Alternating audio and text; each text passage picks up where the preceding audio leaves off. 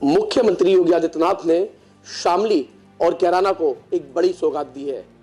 सुरक्षा की अगर हम बात करें तो सुरक्षा की दृष्टि से यहां पर पीएससी कैंप की स्थापना कर दी गई है, लेकिन इस स्थापना को करने के लिए आवाज किसने उठाई थी ये कोई नहीं जानता। जी हां, हमारे साथ मौजूद हैं विधायक तेजेंद्र निर्वाल जी। तेजेंद्र निर्वाल जी जब विधायक बने थे 2017 में, तब उन्होंने मुख्यमंत्री योगी आदित्यनाथ से मांग की थी पीएससी कैंप बनाने के लिए। तेजेंद्र जी, क्या कहना है आपका? एक्चुअल में कैराना और कांदला, मुख्य रूप से कैराना था, लेकिन कांदला भी कमोबेश उसी के आसपास स्थिति थी। वहाँ पे जिस तरह से प्लान की स्थिति थी और जिस तरह से वहाँ गुंडागर्दी, रोज़ चेतावनी देकर मारना, ये पुराने युग की बात थी, फिल्मों के समय की। लेकिन कैराना में 2017 तक कुछ चीज़ें हो रही थी। लोगों के दुकान पर लिख दिया जाता था कि अब इस बार आपकी बारी है, और उन्हें सुरक्षा मुहैया कराने के बाद भी गनर के सामने उन्हें दिन दहाड़े भून दिया जाता था। व्यापारियों में इतनी दहशत थी, हम भी वहाँ लोगों का पता लेने गए। ये पूरा जनपद का एक एक कस्बा 3 दिन तक लगातार बंद रहा, और वो कैराना तो 9 दिन तक बंद रहा। हम लोगों से मिलने वहाँ गए तो लोगों में इतनी दहशत थी कि वो उनके परिवार में जाके पता लेने नहीं जा पाते थे कि हम वहाँ जाएंगे, कोई पत्रकार या कोई मीडिया के लोग आए और हमारा फ़ोटो अगर वायरल हो गया तो कल अगली बारी हमारी होगी। क्योंकि जिन लोगों के फ़ोटो भी आ जाते थे कुछ कहते हुए, किसी को बयान देते हुए, उन लोगों को अगली चिट्ठी पहुँच जाती थी। ये इतना बड़ा आतंक का केंद्र बन चुका था। सारे नंबर 2 के धंधे, ड्रग्स के और बहुत सबका सेंटर कैराना था। लेकिन मैं अभी बाजार में गया हूँ, मैंने बाजार कहाँ का जायजा लिया है, लोगों से बातचीत की, तो उनका भी यही कहना है कि 5 या 4 बजे बाजार बंद हो जाया करते थे। लेकिन अब जब से योगी सरकार आई है, 4 बजे के बजाय अब रात में 11 बजे भी दुकान खोल लेते हैं और आराम से व्यापारी जाते हैं। लेकिन आखिर वो दहशतगर्द कौन थे, ये किसी ने अभी तक नहीं बताया। नहीं, दहशतगर्द तो मुकीम काला एक बड़ा नाम था, फुरकान या कई नाम ऐसे थे, एक वो कग्गा के नाम से, बहुत बड़े लाखों रुपए के नामी बदमाश, वो सारे सब धंधे करते थे कैराना के अंदर। और चूँकि कमोबेश कांदला भी उसके पास है, कांदला में दोनों में स्थिति थी कि लोग अपने मकान की रिपेयर तक नहीं कराते थे, क्योंकि उन्हें पता था कि कल ये मकान हमें छोड़ कर जाना है। तो तब मन में ये आया, क्योंकि बाबू हुक्म सिंह जी ने, स्वर्गीय बाबू हुक्म सिंह जी ने मुद्दा उठाया था, और हम उन्हीं के नेतृत्व में, उन्हीं के चरणों में रहकर राजनीति शुरू की थी। उनसे इस बात को देखते हुए कि उनकी मांग थी, उस सबको मेरे मन में आया कि विधायक बनने के बाद तो कैसे इसका कोई क्या रास्ता निकालें। तो मन में एक ही बात आई कि यहाँ पे अगर पीएससी बटालियन की स्थापना हो जाए तो तीनों कस्बे, एक छोटा कस्बा क्या गांव भी कह सकते हैं, गंगेरू, कांदला और कैराना, तीनों के बिल्कुल मध्य में ऊंचा गांव में पीएससी बटालियन की स्थापना की। मैंने उनसे प्रार्थना की और माननीय मुख्यमंत्री जी ने पहली बार सुनते ही, मतलब मेरा भी उत्साह बढ़ा, उन्होंने पहली बार सुनते ही मुझे कहा कि निश्चित रूप से वहाँ लगेगी, बहुत अच्छी बात है, और वो परमानेंट लोगों की समस्या का हल निकल सके। और उसका इतना प्रभाव है कि आज 18 के बाद से ही और आज तक, जब कोरोना काल भी गुजर गया, ज़मीनों के रेट वहाँ से 4, 5, 8 गुने तक ज़मीनों के रेट बढ़ चुके हैं। लोग दोबारा प्रॉपर्टी खरीदने लगे हैं, वो संतुलन बिल्कुल बदल गया। पहले लोग भागने वाले बेच कर जाते थे, अब वही लोग रहने वाले दोबारा लेने लगे हैं। आज जो प्लान करके परिवार चले गए थे, मैं समझता हूँ कि 60-70 परिवार तो वैसे ही वापस आ चुके, लोगों के टिप्स पे हैं। कुछ लोगों की ऐसी परिस्थितियाँ में उनका बाहर भी व्यवसाय अगर अच्छा चल गया तो इस कारण से भी वहाँ से समेटना कठिन है, लेकिन अब उनके मन में भी है कि हम समय मिलते ही कैराना पहुँच जाएंगे। बिल्कुल, अभी बाबू हुकुम सिंह जी की आपने बात की, तो उनके जानता हूँ उनके बारे में, मिला भी उनसे मैं, तो वो वास्तव में कैराना के लोकप्रिय नेता हुआ करते थे। चाहे वो किसी भी जाति विशेष के हों, किसी भी धर्म के हों, सभी लोग उनको बहुत मानते थे। तो अब आपने उन्हीं की बात की, और कैराना की अगर मैं बात करूं तो कैराना बिल्कुल, अगर हम कैराना का नाम लिया करते थे तो क्राइम कैपिटल के नाम से कैराना को जाना जाता था, लेकिन आज सब कुछ बदल रहा है वहाँ पर। हाँ बिल्कुल, आज तो आप देख सकते हैं, मैं अपना ही वाक़या बताऊँ कि मैं उधर से तितरवाड़ा से होते किसी काम से आ रहा था रात में। मैं रात में 9:30 बजे कैराना से शामली की तरफ चला, तो उस समय भी लगभग ऐसा ही माहौल था, थोड़ा बहुत कोहरे की स्थिति थी। 2 बहनें एक स्कूटी से शामली की तरफ जाते हुए मिली, तो मुझे देख के अंदर से इतना वो लगा कि मैंने स्कूटी को रुकवाया। मैंने कहा, कहाँ बहन जी, आप कहाँ जा रही? वो टीचर थी, लेकिन किसी से मिलते हुए देर हो गई। अगर वो पहले ऐसा होता इंटीरियर में जाना तो दूर, शहरों के बीच में से भी देर रात में लेकर निकलना संभव नहीं था। लेकिन आज बिल्कुल परिस्थिति बदली हुई है। आज आप कई बार देख सकते हैं, महिलाएं, हमारी माँ बहनें रात के 12 बजे भी अगर हैं तो किसी की औकात नहीं, किसी की हिम्मत नहीं कि नज़र उठा के देख सकें, बल्कि लोग रास्ता बदल देते हैं सोच के कि कहीं। चलिए, मुख्यमंत्री योगी आदित्यनाथ आए थे, मंच पर आए थे, वहाँ से क्या मूल मंत्र उन्होंने आपको दिया है 2022 के लिए? ये कोई विशेष रूप से 2022 की बात नहीं थी।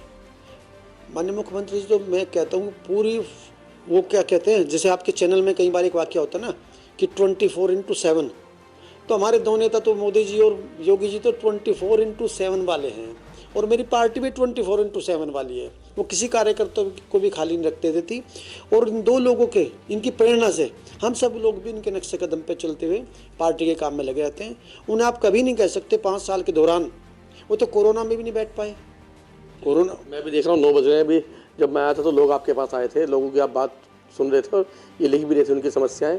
तो बिल्कुल आपको देख के लग भी रहा है कि योगी जी और मोदी जी नहीं, आप जैसे विधायक भी काम कर रहे हैं। नहीं, हम तो उनके सहयोगी कहो, उनके शिष्य कहो, ये हमारे लिए बहुत बड़ी बात है कि मुझे ईश्वर ने उस समय विधायक बनाया जब केंद्र में माननीय मोदी जी हैं और प्रदेश में माननीय योगी जी हैं। और करने के लिए इतना कुछ है, इतना कुछ खुला हुआ है सामने कि हम जितना चाहें उतना सुधार समाज की स्थिति में कर सकते हैं।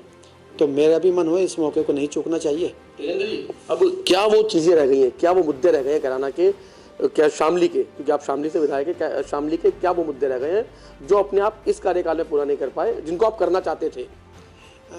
जैसे मुख्य रूप से एक मुद्दा तो था कि हमारे यहाँ कुछ गांव हैं, लाख, लिसाड़ और बावड़ी, वो दंगे के टाइम में वहाँ पर बहुत बड़ी एक विभीषिका उन लोगों ने झेली है।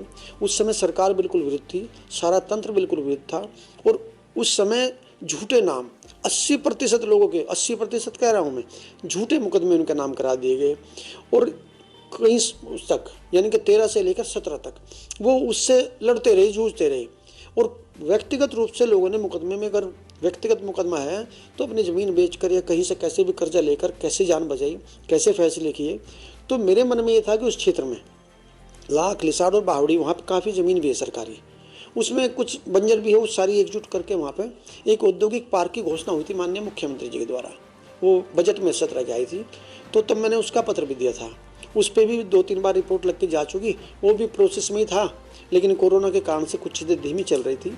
कल भी मैंने माननीय मुख्यमंत्री जी से कहा, क्योंकि उसका भी बहुत बड़ा लोगों के जीवन को बदलने में एक बहुत बड़ा योगदान रहेगा कि अगर वहाँ पर औद्योगिक पार्क बन जाए, उसमें 40-50 फैक्ट्री बन जाए, तो उनके बच्चे जो नौकरी नहीं कर पाए, उस समय जिनकी पढ़ाई छूट गई और जिनका बिल्कुल करियर उस पर था टर्निंग पॉइंट पर, उनका जीवन बर्बाद हो गया, तो कम से कम उनके भविष्य के लिए कुछ एक रास्ता निकल पाएगा।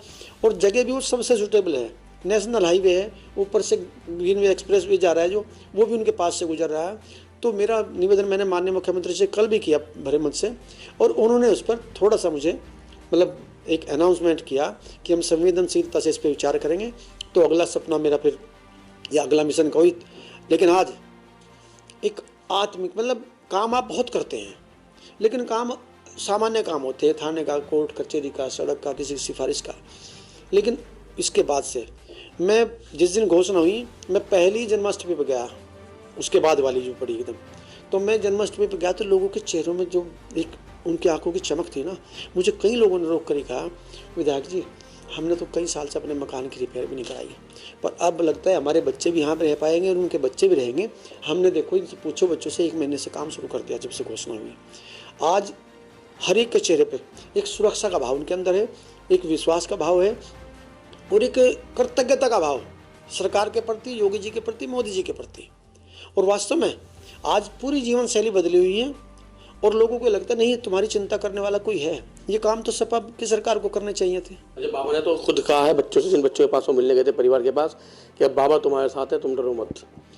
देखो बाबा जी की मैं एक बात कहूँगा, जैसे मोदी जी के बारे में एक वाक्य है ना कि मोदी है तो मुमकिन है, तो है तो सपा के अंदाज में, क्योंकि सपा ने बड़ा एक गुंडे की तरह, जैसे कोई कहीं डॉन बोलता है ना, आ रहा हूँ मैं, उनका। लेकिन मेरा ये कहना है कि योगी जी का तो नाम ही काफ़ी है, नाम ही काफ़ी है। वो 3 बार यहाँ आने की घोषणा उनकी हुई, उनके आने की घोषणा से वातावरण शांत हो जाता है। आज कहीं सपा का इन्वॉल्वमेंट बीजेपी में भी दिखाई दे रहा है। नहीं, सपा का नहीं, उनकी टोन नेगेटिव है। ये आ रहा हूँ मैं, कोई भला आदमी नहीं है डायलॉग बोलता, कोई सज्जन आदमी से कभी नहीं सुनोगे। ये फिल्मों में जो गुंडे की टोन होती है ना, ये उसमें आ रहा हूँ मैं, ये धमकी के अंदाज में है। और उनका नाम है कि लोगों के अंदर मैं कहूँ सुकून पड़ता है, अच्छा योगी जी हैं, तो उससे गुंडों में दहशत फैलती है। और उनकी टोन से भले आदमी में दहशत फैलती है कि आ रहा हूँ तो क्या करेगा। अच्छा, अगर योगी जी कहते हैं आ रहा हूँ तो गुंडों में दहशत फैल जाती है। अखिलेश जी ने कहा मैं आ रहा हूँ मैं, ये टोन मतलब थोड़ा सा डॉन वाली टोन है, ताकत से डराने वाली टोन है। मैं तो खुद ये कह रहा हूँ कि योगी जी का आज नाम ही इतना बड़ा है कि उसके नाम से लोगों को लगता है कि चर्चा होती है कि योगी जी आने वाले। तो योगी जी की चर्चा लोगों में विश्वास पैदा करती है, उनके अंदर भरोसा जाती है आम जनता में। योगी जी नहीं बोलते, योगी जी तो ऐसा कोई वाक्य बोलते ही नहीं। वो तो मैं कह रहा हूँ कि आज उनका नाम ही इतना बड़ा है कि उसे सुन के भी लोगों को तो नहीं, योगी जी हैं तो यहाँ कुछ गड़बड़ नहीं होगी, हमारी सुरक्षा रहेगी, हमारे सब काम ठीक चलेंगे और हमारे रास्ते में कोई रुकावट नहीं डाल सकता, ना हमारे साथ कोई गलत कार्य कर सकता। ये भरोसा योगी जी के नाम में आज है। जी बिल्कुल। ये तेजेंद्र जी हैं, तेजेंद्र निर्वाल जी, जो शामली के भाजपा विधायक हैं। तेजेंद्र निर्वाल जी ने आवाज़ उठाई थी शामली में कैंप बनाने की पीएससी का, ताकि शामली में शांति बनी रहे, सुरक्षा बनी रहे लोगों में, और योगी जी ने उनकी वो बात मानी। आज शामली के साथ साथ और भी आसपास के जो ज़िले हैं, आसपास के जो गांव हैं, वो भी काफ़ी खुश हैं कि अब यहाँ पर कभी भी भविष्य में कोई भी गुंडागर्दी नहीं होगी। शामली से की सावन के साथ लोकेश टंडन, LTV।